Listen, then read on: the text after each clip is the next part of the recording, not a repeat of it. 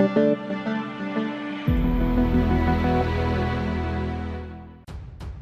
to hard reset Redmi 13C 5G. Step 1. Initiate the process by powering down the Redmi 13C by simultaneously pressing the power key and volume up. Step 2. Hold down the power button along with the volume up simultaneously. Step 3. The device will enter recovery mode.